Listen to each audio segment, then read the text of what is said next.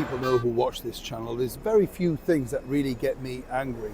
But of course, this particular thing, you don't come away and you think, why don't you just do the job, shut up, zip it, and stop giving an opinion where it's truly not wanted? Or more importantly, why don't you pack up the very expensive presenting job that you have and give it to someone who actually does believe in what they're actually presenting? Let me explain. Morning, good to see you. Thank you so much as ever for your time today. Oh, you don't get angry, don't you? Particularly when you are sort of trying to not defend, but basically stand up for what you believe in, which is our wonderful, rich history. And I've said this to you many times, all of our chums here on the show. It doesn't matter where you are in the world, we've all got our own histories. We should be proud of it, we should be boasting about it, and it is our histories, and we're lucky that we're able to look back by those that have gone before us and left such wonderful, rich tapestries of life. You know the sort of thing I'm talking about. Over here, of course, we've got the last night of the proms coming up, and it's one of those splendid events that, if you can afford it, it's a great thing to attend at the historic 150-year plus old Royal Albert Hall. And it's one of those things that, true patriotism just seeps through, with all the wonderful Union Jacks being flown and everybody singing along to this song. That's right, Rule Britannia. And I am sick to the back teeth of people criticising this. Now, the latest person is this. Yes, the presenter of the proms, Katie Durham. Now, the Burnley lass, you would have thought she would have been a little bit more on the side of the British people. But apparently, according to her, the lyrics are problematic. Problematic. You're getting paid over £150,000 a year to present this particular wonderful yearly event seen by millions of people around the world.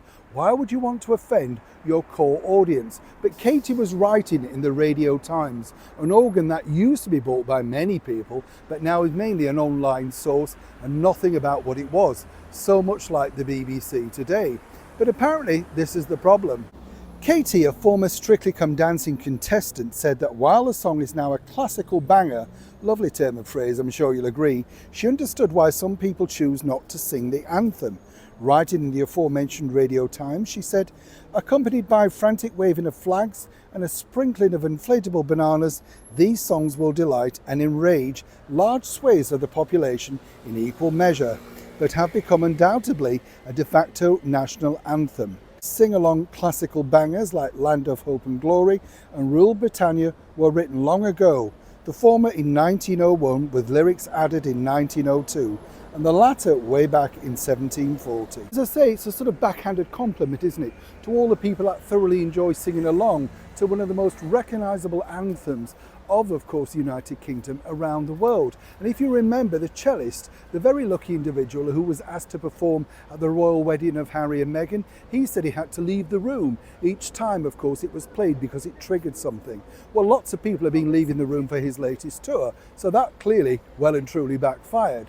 But as ever, I'd really love to know from you, am I wrong to be angry about such things? Why particularly the person presenting the show that is loved by so many, why on earth do we need to know her opinion?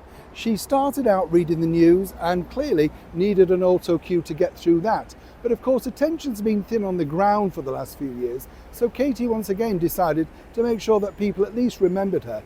But now, clearly, for all the wrong reasons. Now, let's get back to it. Rule Britannia, eh? Neil Sean in the very heart of London.